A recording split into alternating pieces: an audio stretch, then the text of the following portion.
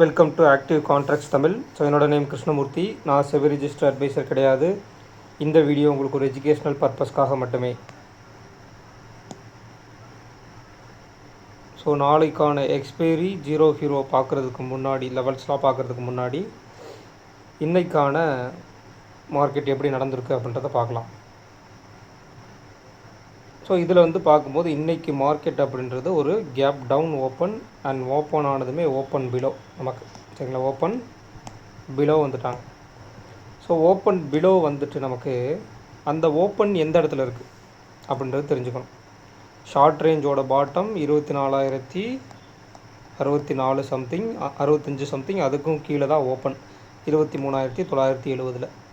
White எட்ஜினுடைய bottom 24,000, அதுக்கும் கீழே தான் ஓப்பன்.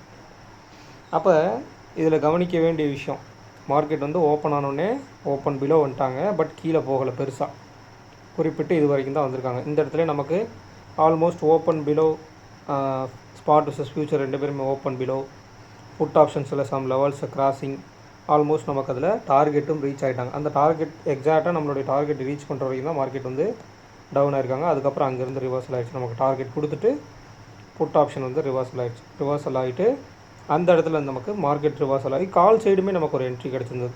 கால் சைடுக்கு என்ட்ரி கிடச்சி அதுலேயுமே நமக்கு டார்கெட் ஹிட் ஆகிருந்தது. இதில் நீங்கள் கவனிக்க வேண்டிய விஷயம், ஒரு ரேஞ்சுக்கு உட்பட்டு, அதாவது இந்த ஷார்ட் ரேஞ்சுடைய பாட்டம் இருக்குல்லையா 24,064, அதுக்கும் உள்ள அல்லது இந்த ஒயிட் எட்ஜினுடைய பாட்டத்துக்கும் மேலே உள்ளே ஓப்பன் பண்ணியிருந்தாங்கன்னா இன்றைக்கி மார்க்கெட் ஒரு ஒன் சைடாக இருக்கிறதுக்கு சான்சஸ் இருந்திருக்கு ஒன்று. அதே நேரம் ஐவி சப்போஸ் நேற்றுக்கு இருந்ததை விட சிமிலியர் டு ஒரு 1 or 2 points plus or minus இருந்திருந்தாங்க அப்படின்னா மார்க்கெட் ஒன் சைடு தான் இருக்கிறதுக்கு வாய்ப்பு இருக்குது. பட் இன்றைக்கி என்ன இருந்தாங்கன்னா ஓப்பன் மார்க்கெட்லேயே ஐவி ஹைப் ஆகிடுச்சு, ரெண்டு பக்கமும் ஸ்பைக் ஆகிடுச்சு, கால் சைடும் சரி புட் சைடும் சரி. மார்க்கெட் கீழே வர இந்த வாலட்டிலிட்டியில் கீழே வர ஐவி சைடு ட்ராப் அவுட் ஆச்சு. ஐவி கால் சைடு சரி புட் சைடில் ஐவி ட்ராப் அவுட் ஆகிருந்தது. ஸோ புட் சைடில் மினிமம் டார்கெட் நமக்கு ரீச் பண்ணிட்டாங்க. அங்கேருந்து மார்க்கெட் ரிவர்சல் ஆகிடுச்சு. பட் இங்கே வரும்போதெல்லாம் நமக்கு எப்படி டேபிள் பில்ட் ஆகிடுச்சுன்னா 800 வரைக்கும் போகிற மாதிரி தான் பில்ட் ஆகிருந்துச்சு. ஆனால் அந்த ஐவி ட்ராப் அவுட்டு ப்ளஸ் புட்டில் ஒரு மினிமம் லெவல் தான் ரீச் பண்ணாங்க. அங்கேருந்து மார்க்கெட் ரிவர்சல் எடுத்துகிட்டு கால் சைடுக்கு நமக்கு மொமெண்டம் கொடுத்து, ஏன்னா ஐவி நிறையா இருக்குது இல்லையா, ஸோ 20க்கு மேலே இருக்கும்போது நல்ல மொமெண்டம் இருக்கும். கால் சைட்லேயே இருக்கும், புட் சைட்லேயே இருக்கும், ரெண்டு பக்கம் போனாலுமே. ஸோ அகைன் திருப்பி போகிறாங்க. அப்போ இதில் நீங்கள் என்ன தெரிஞ்சுக்கணும் அப்படின்னா, இங்கே ரேஞ்ச், அதாவது இந்த ஒயிட் ரேஞ்ச் பாட்டம் இருக்கு இல்லையா, ஒயிட் ரேஞ்ச் பாட்டத்துக்கு கீழே ரேஞ்ச் இல்லை, ஓப்பனும் நியர்பை அந்த இடத்துல தான். அப்போ மார்க்கெட் ஓப்பன் ஆனோடனே கடகடன் கீழே போவாங்கன்னு கேட்டால் போக முடியாது. ஏன்னா நேற்றுக்கு புட் ஆப்ஷன் செல்லர்ஸ் போனால் பேனிக் ஆவாங்க. இப்போ நீங்கள் ஒரு இன்ஸ்டிடியூஷனல் ட்ரேடர்ஸ்னு வச்சுக்கோங்க. ஸோ ஒரு இன்ஸ்டிடியூஷனல் ட்ரேடராக நீங்கள் இருக்கும்போது உங்களுடைய எல்லையை தாண்டி மார்க்கெட் போக விடுவீங்களா? உங்களுடைய ரேஞ்சை தாண்டி.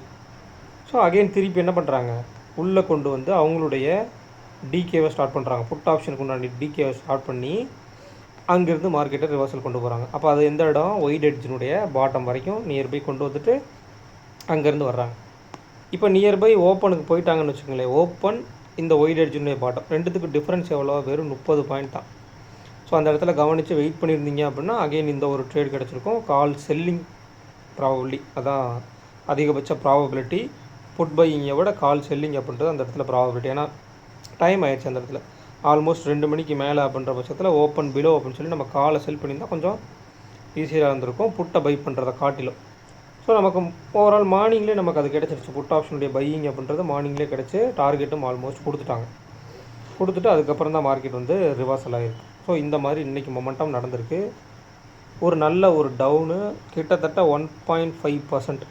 இப்போ நீங்கள் குறிப்பிட்டதை எடுத்திங்கன்னா மார்க்கெட்டினுடைய எட்ஜு மேலே எஸ்டர்டே ஹை அப்படின்னா இன்றைக்கி ஹை டே ஹை 24,000 நியர்பை, டே லோ அப்படின்றது 23,800 நியர்பை. கிட்டத்தட்ட ஒரு 200 பாயிண்ட் ரேஞ்ச் வச்சுக்கிறாங்க. ஸோ இது நாளைக்கு எக்ஸ்பைரிக்கு எப்படி ரிஃப்ளெக்ட் ஆக போகுது, எக்ஸ்பைரிக்கு ஆக்டிவ் கான்ட்ராக்ட்ஸில் என்னென்ன லெவல்ஸ் இருக்குது அப்படின்றத பார்க்கணும். ஓகேங்களா? அதே மாதிரி இதில் ஃப்யூச்சர் இந்த மாதிரி ஒரு டவுன் சைட் சென்டிமெண்ட் வரும்போது ஃப்யூச்சரையும் கொஞ்சம் கவனத்தில் வச்சுக்கணும். அப்போ ஃப்யூச்சர் ஆல்மோஸ்ட் நமக்கு 374 பாயிண்ட்டு, ஸ்பாட்டை விட 14 பாயிண்ட் ஃப்யூச்சரு மைனஸில் இருக்காங்க. ஃப்யூச்சர் இப்போ நமக்கு க்ளோசிங் 23,868 க்ளோஸ் ஆகிருக்காங்க. ஸோ தொடர்ந்து கிஃப்ட் நிஃப்டி எவ்வளோ ட்ரேட் ஆகிறாங்க அப்படின்னா 780, ஒரு 80 பாயிண்ட் மைனஸில் ட்ரேட் ஆகிட்டு இருக்காங்க. இப்போ நாளைக்கு எப்படி ஓப்பன் ஆகிறாங்கிறத பொறுத்து தான் மாறுபடும். அப்போ அவங்களுமே ஒரு நெகட்டிவில் தான் இருக்காங்க. அப்போ இதனால் வந்து மார்க்கெட் ஒரு கேப் டவுன் நடக்குமான்னு கேட்டிங்கன்னா ப்ராபபிலிட்டி இருக்குது. பட் எக்ஸ்பைரின்றனால என்ன வேணால் நடக்கலாம், உள்ளேயும் கூட ஓப்பன் ஆகலாம். அப்போ உள்ளே ஓப்பன் ஆனால் என்ன நடக்கிறதுக்கு சான்சஸ், வெளியில் ஓப்பன் ஆனால் என்ன நடக்கிறதுக்கு சான்சஸ்ன்றதையும் பார்க்கணும் நம்ம. அப்போ மார்க்கெட் முடிஞ்சிருக்குது அப்படின்றது இந்த இடத்துல நமக்கு 23,800. ஸோ இதில் கவனித்து பார்த்துட்டிங்க அப்படின்னா ஒரு ஒரு ஒரு எட்ஜு டிசைட் பண்ணுறாங்க.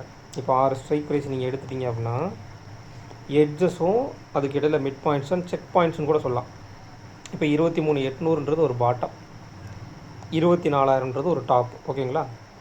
அதை விட அப்படியே கொஞ்சம் கீழே இறங்கி வந்துடுங்க. 23,950 இங்கே இருக்குது, 23,850 புட்டு இங்கே இருக்குது, 23,900 கால் அண்ட் புட்டு சென்டரில் இருக்குது. அப்போ என்ன பண்ணுறாங்க, இங்கே ஒரு ஸ்ட்ராங்கிள், இந்த ஒயிடில் ஒரு ஸ்ட்ராங்கிள், இதில் ஒரு ஸ்ட்ராங்கிள், இதில் ஒரு ஸ்ட்ராடல். அப்போ என்ன பண்ணுறாங்க, 2 24,000 கீழே 23,950, 23,900, 23,850, இந்த இடத்துல 23,800. அப்போ என்ன பண்ணுறாங்க, இதில் புட் ஆப்ஷன், இதில் புட் ஆப்ஷன், இது புட் ஆப்ஷன், இதுலேயும் புட் ஆப்ஷன், இதில் கால் ஆப்ஷன், இதில் கால் ஆப்ஷன், இதில் கால் அண்ட் புட் ரெண்டும் சேர்த்து செல் பண்ணுறாங்க. 2 பக்கமும் அப்படியே ஸ்ட்ராங்கிள் பண்ணி சென்டர் பாயிண்ட்டுக்கு வரும்போது அதை ஸ்ட்ராடலில் கன்வெர்ட் பண்ணுறாங்க. அப்போ மார்க்கெட்டை நெருக்கிறாங்க. அப்போ இதுக்கு உள்ளே ஓப்பன் ஆகும்போது எப்படி இருக்கும், உள்ளே ஓப்பன் ஆகிட்டு 900 ரீச் பண்ணிட்டாங்க அப்படின்னா மார்க்கெட் வந்து சைட்வேஸ்க்குள்ளே போகிறதுக்கு சான்சஸ் இருக்குது. 950 to 850 ரேஞ்சுக்குள்ளே,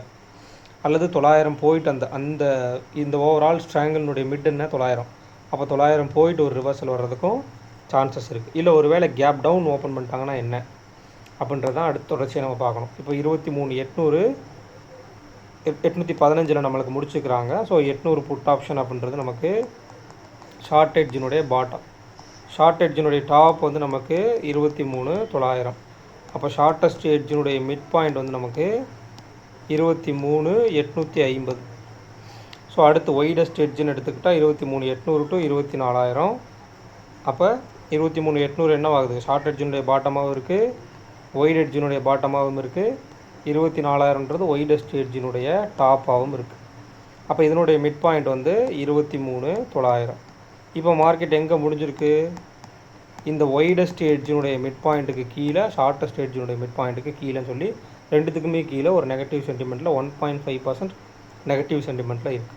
அப்போ மார்க்கெட் நாளைக்கு ஒரு கேப் டவுன் ஓப்பன் ஆனாலும் எந்த அளவுக்கு ரேஞ்சஸ் இருக்குதுன்னு பார்க்கணும். அப்போ க்ளோசிங் டேபிள் என்ன, க்ளோசிங் டேபிளில் இப்போ 23,900 ப்ளஸ் 79, 23,979 ஷார்ட் ரேஞ்சோட டாப், 23,800 மைனஸ் 73, 23,727 அப்படின்றது ஷார்ட் ரேஞ்சோட பாட்டம், 73 ப்ளஸ் 79 அப்படின்றப்ப 82, 152. அப்போ 24,052 அப்படின்றது ஒயிட் ரேஞ்சோட டாப்.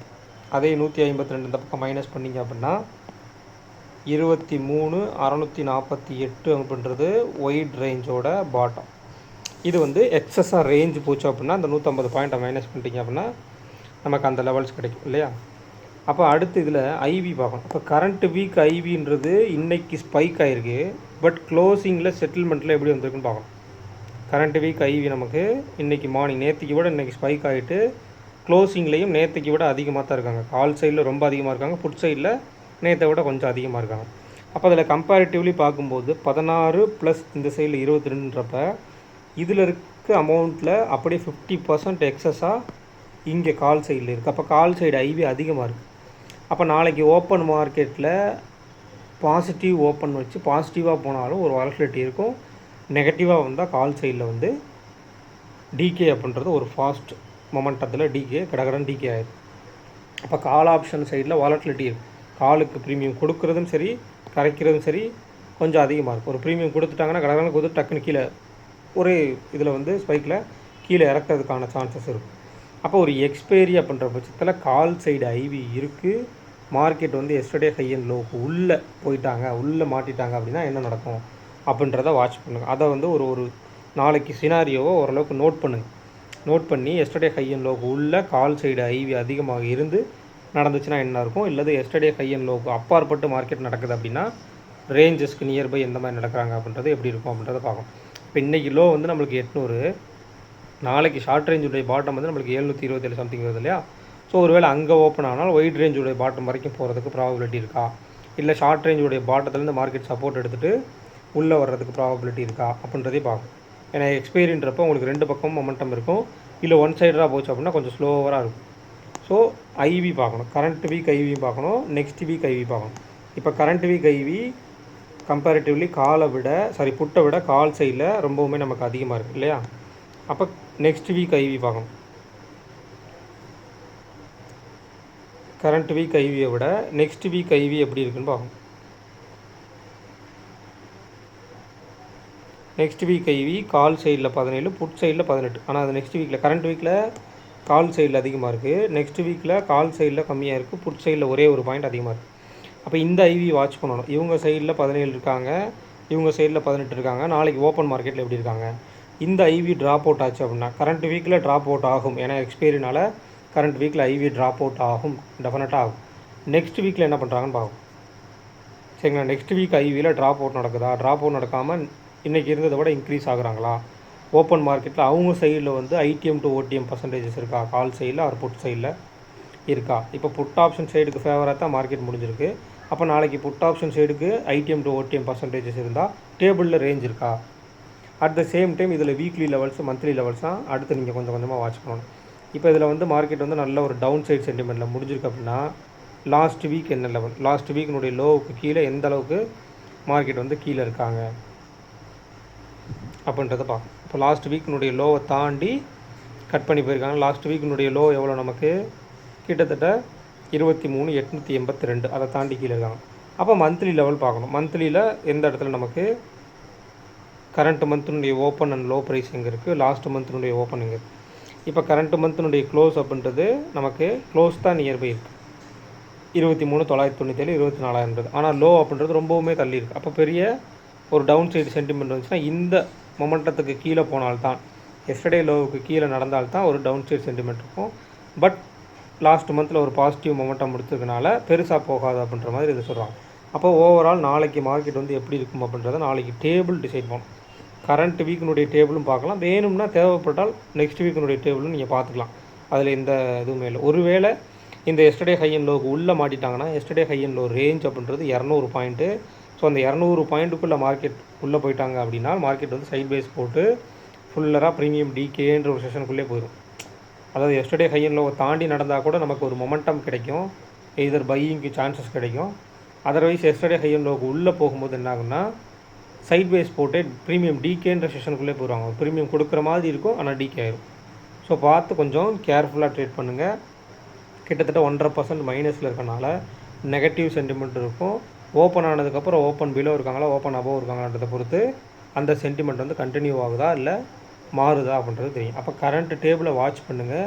அதில் ஸ்ட்ராடலா, ஸ்ட்ராங்கிளா, மல்டிபிள் ஸ்ட்ராங்கிளா, இல்லை ட்ரிபிள் ஸ்ட்ராடலா, இல்லை டபுள் ஸ்ட்ராடலா, இந்த மாதிரி வர்றாங்களா, எதுவும் மார்க்கெட்டில் வந்து டேபிள் வந்து செட் ஆகுதா அப்படின்றதே பாருங்கள். பார்த்துட்டு அதுக்கேற்ற மாதிரி ட்ரேடை வந்து எக்ஸிக்யூட் பண்ணுங்கள்.